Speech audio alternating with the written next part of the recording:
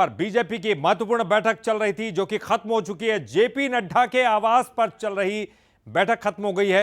बैठक में बीजेपी के महासचिव मौजूद रहे और लोकसभा चुनाव 2024 को लेकर चर्चा हुई है। इस बैठक में राम मंदिर प्राण प्रतिष्ठा को लेकर भी इस बड़ी बैठक में चर्चा की गई है। तो बहुत ही महत्वपूर्ण बैठक जेपी नड्डा के आवास पर ये महत्वपूर्ण बैठक चल रही थी। दिल्ली से बड़ी खबर आ रही है और जो तमाम जो महासचिव है बीजेपी के वो इस बैठक में मौजूद थे और खास तौर पर लोकसभा चुनाव को लेकर रणनीति बनाई गई है। ये महत्वपूर्ण बात हो सकती है। जेपी नड्डा के आवास पर यह बैठक राम मंदिर प्राण प्रतिष्ठा को लेकर भी इसमें चर्चा की गई है। तो एक बहुत ही महत्वपूर्ण बैठक, चूंकि महासचिवों की बैठक थी और इसीलिए महत्वपूर्ण है।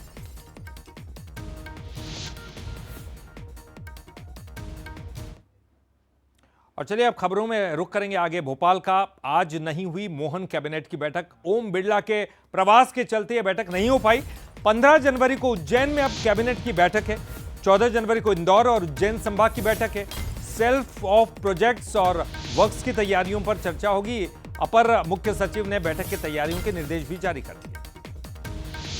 तो ये जो बैठक होने वाली थी मोहन कैबिनेट की, आज वो नहीं हो पाई क्योंकि ओम बिरला प्रवास पर हैं और उस प्रवास के चलते ये बैठक नहीं संपन्न हो पाई।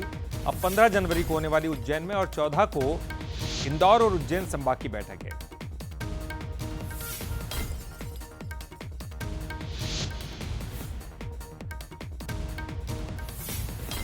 और इस पर ज्यादा जानकारी के लिए हम सीधे बात करेंगे। हमारे एग्जीक्यूटिव एडिटर मनोज सैनी जी हमारे साथ जुड़ गए हैं। मनोज जी, एक बहुत महत्वपूर्ण बैठक थी मोहन कैबिनेट की जो कि आज होने वाली थी, नहीं हो पाई। लेकिन अब ये क्या जो आज की बैठक का जो कुछ होने वाले थे निर्णय या फैसले, वो क्या अब ये 14 और 15 तारीख को होने वाली बैठक में होंगे?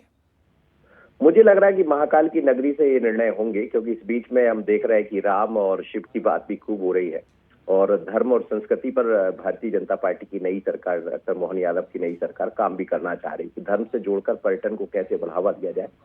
और संभावना यह है कि जैसा अभी हमने देखा कि हाल ही में जो कैबिनेट हुई थी, लेकिन उस कैबिनेट जबलपुर में हुई, महाकौशल में हुई, फिर हर जगह एक एक कैबिनेट होना है, एक महाकौशल में होना है, एक मालवा में होना है। तो मालवा की जो कैबिनेट है वो उज्जैन में होगी 15 तारीख को। हालांकि विधिवत इसका कार्यक्रम अभी जारी हो जाएगा जैसी खबरें आ रही है। उसके पहले 14 तारीख को एक सीएस 2028 का जो प्रोजेक्ट सर्वे है उस पर भी काम होना है।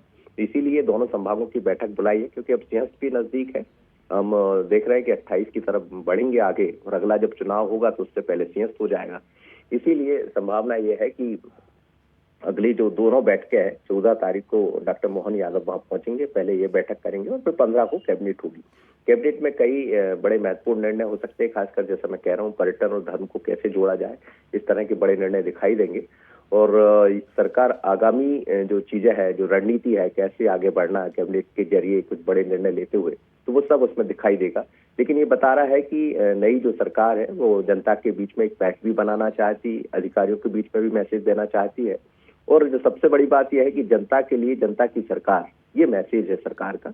और उसी लाइन पर बीजेपी अलग अलग क्षेत्रों में वर्तमान डॉक्टर मोहन यादव की, इसके बाद शायद संभावना है कि अगली जो बैठक होगी वो चंबल ग्वालियर में। बिल्कुल मनोज जी, ये दो बैठकें क्यों रखी गई है? 14 को भी है, 15 को भी है। क्या संभाग इंदौर भी संभाग उसमें इंक्लूडेड है इसलिए है? क्या ये भी उज्जैन में ही होने वाली है? देखिए 14 तारीख को जो बैठक है वो भी उज्जैन में रहेगी। उसकी वजह यह है कि मैंने आपसे कहा कि सीएस 2028 की तैयारियां हैं। तो 2028 की जो प्रोजेक्ट सर्वे है, मतलब किस तरह के प्रोजेक्ट लेकर आना है, किस तरह आगे काम करना है। और वैसे भी जब सीएस होता है तो उसके करीब 7-8 साल पहले से काम शुरू हो जाता है। और अब तो 7-8 साल भी नहीं बचे, कुल मिलाकर 4 साल बचे हैं। 4 साल में काम बहुत होता है। सीएस एक बड़ा आयोजन होता है, धर्म से जुड़ा हुआ। सीएस 12 साल में आता है। 2016 में हुआ था, अगला जो सीएस 2028 में। तो अगली जो बैठक होगी वो सुरक्षा की दृष्टि से भी और बाकी जो 2028 की सीएस है उसको लेकर रहेगी 14 तारीख को और 15 तारीख को फिर कैबिनेट। चलिए, बहुत बहुत शुक्रिया मनोज जी इस पूरी जानकारी के लिए। और चलिए भोपाल